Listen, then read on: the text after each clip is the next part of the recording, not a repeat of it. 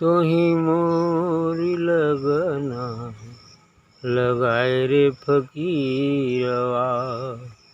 तोही मोरी लगना लगाए रे फकीरवा। तोही मोरी लगन लगाए रे फकीरवा। सोवत ही मैं अपने मंदिर में, सोवत ही मैं अपने मंदिर में, शब्द नमारी जगायो रे फकीरवा। शब्द नमारी जगायो रे फकीरवा। बूढ़त ही भव के सागर में, बूढ़त ही भव के सागर में, बहिया पकड़ी समझाए रे फकीरवा। बहिया पकड़ी समझाए रे फकीरवा। एक बचन बचन नहीं दूजा, एक बचन बचन नहीं दूजा, तुम मुझसे बंध छुड़ाए रे फकीरवा। तुम मुझसे बंध छुड़ाए रे फकीरवा। कहें कबीर सुनो भाई साधो, कहें कबीर सुनो भाई साधो, प्राणन प्राण लगाए रे फकीरवा। प्राणन प्राण लगायो रे फकीरवा। तोही मोरी लगन लगायो रे फकीरवा। बढ़िया चीज़ है। तोही मोरी लगन लगायो रे फकीरवा। फकीर जो संसार के विषयों से फांका कर लिया है, फिर वही फकीर होता है। अर्थात जो काम क्रोध लोभ मोह मद मत्सर से संसार में रहते हुए भी फांका मार लिया, अर्थात अलग हो गया, इनका उस पर कोई प्रभाव नहीं पड़ता है, तब वो फकीर है। यानी जो संसारिक विषय वासनाओं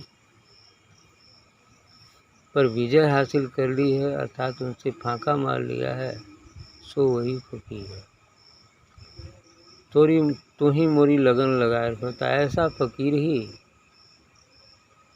साधक या जीवात्मा की जगा सकता है, जो जन्म जन्मांतर से सोई हुई है, और उसके मन को सद्गुरु के चरणों में लगा सकता है। तो सोवत ही मैं अपने यहाँ लगाए रे फकीरवा, तो वही फकीर ही लगा सकता है। अब वो चाहे गिरुआ पहना हो, चाहे कोट पैंट पहना हो, चाहे पैंट शर्ट पहना हो, उससे कोई फर्क नहीं है, फकीर होना चाहिए। सोवत ही मैं अपने मंदिर में, शब्दन मारे जगाए रे फकीरवा। यानी जीव तो अपने मंदिर में सोया हुआ है, अर्थात अपने शरीर में सोया हुआ है। काम क्रोध लोभ मोह मद मत्सर के दुनिया में खोया हुआ है, विषय वासनाओं में खोया हुआ है, शरीर और मन संबंधी क्रियाकलाप की ओर करता है। लेकिन वही शब्दन मारी जगाए फकीरवा। फकीर की जो शब्द हैं वही उसको जगा सकते हैं, क्योंकि वो कहा ना, ज्ञानी मारत ज्ञान से, बाधा मारत तीर, और सतगुरु मारत सत्य से, सारत सकल शरीर। ये ज्ञानी ज्ञान से यदि कोई बात मार देता है तो उसका चोट सामने वाले को ज़्यादा लगता है। व्याधा है, बहेलिया है, तो धनुष बाण यदि चला रहा है तो तीर मारेगा, तीर धंसेगा। लेकिन सतगुरु जो है सत्य से ही मार देता है, शब्द ही मार देता है, शब्द से ही मार देता है। और शब्द लग गया तो जग जाए, नहीं लगा तो सोया हुआ ही वर्षक लग जाता है यदि वो चाहे। कह रहे सोवत ही मैं अपने मंदिर में शब्दन मारी जगाए रे फकीरवा। शब्द को मारकर मैं तो अपने मंदिर अर्थात अपने शरीर सांसारिक विषय वासनाओं में ही खोया हुआ था, लेकिन फकीर के शब्द जादू कर दिए और जिससे मैं जग गया और उधर लग गया सदगुरु की तरफ, अध्यात्म की तरफ। बूढ़त ही भौखे सागर में बहियाँ पकड़ समझाए रे फकीरवा। तो सदगुरु का वही कर्म ही होता है कि ज़्यादा से ज़्यादा लोगों को इस भवसागर को पार करा सके। इसीलिए उसका एक कर्तव्य कर्म है कि सोए हुए को जगाना। तो इसलिए कहें कि बूढ़त ही भौके सागर में, जीव तो सदगुरु के अभाव में इस भवसागर में बूढ़ ही रहा है, जन्म जन्मांतर से बूढ़ रहा है, जन्मों जन्मों से इसी में आता है, बूढ़ता है, फिर जन्म लेता है, फिर बूढ़ता है, अर्थात विषय वासना में रमते हुए वह शरीर पर त्याग कर देता है, फिर 84 लाख भोगता है, फिर मैंने जन्म पाया, फिर वही काम क्रोध लोभ मोह मद मत्सर, वही शारीरिक और मानसिक सुख, आत्मिक सुख की तरफ उसका कोई ध्यान नहीं। यही तो शब्द है। यही लग जाए कि नहीं वास्तव में हम मनुष्य का ये कर्तव्य तो होने के साथ ही साथ, लेकिन परम कर्तव्य और परम लक्ष्य तो ये है। मनुष्य शरीर का सबसे बड़ा लक्ष्य है इस सत्य की उपलब्धि, अपने को जान लेना कि मैं कौन हूँ। मैं कौन हूँ का उत्तर जान गया जो, उसका मनुष्य जीवन सफल। अब जो नहीं जाना, यदि धन का पहाड़ भी लगा ले, है ना, सांसारिक विषयों का भी पहाड़ लगा ले, लेकिन कहीं शांति उनकी नहीं, क्योंकि शांति आत्मा की छाया है। शांति क्या है? आत्मा की छाया है। ऐसी थोड़ी शांति है, आत्मा में शांति। तो सोवत ही अपने मंदिर में शब्दन मारी जगाए रे फकीरवा। यही सब फकीर के जो शब्द हैं, यदि जिस आत्मा को लग जाते हैं, जीवात्मा को लग जाते हैं, वो जग जाता है। जग जाता है तो अपने निज स्वरूप को प्राप्त हो जाता है। बहियाँ पकड़, मैंने ये भाव में बोल रहा है जीवात्मा, अब उसको यदि इधर लगा दिए तो इसका मतलब बाँह पकड़ना हो गया।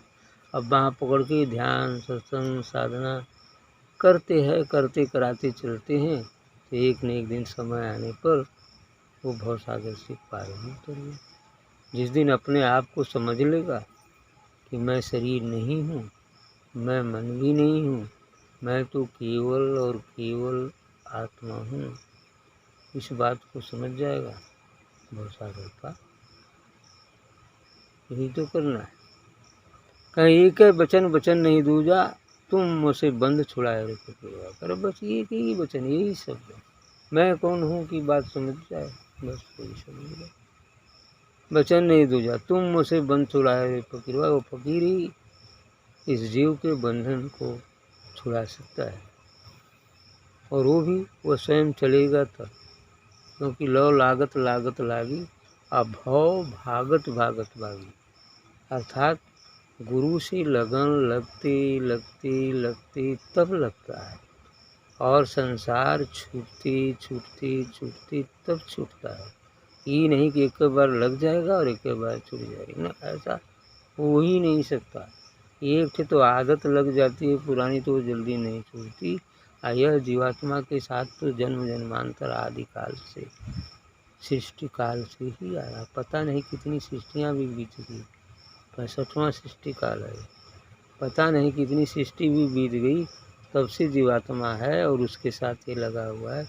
इतना जल्दी ये सब छूट जाएंगे?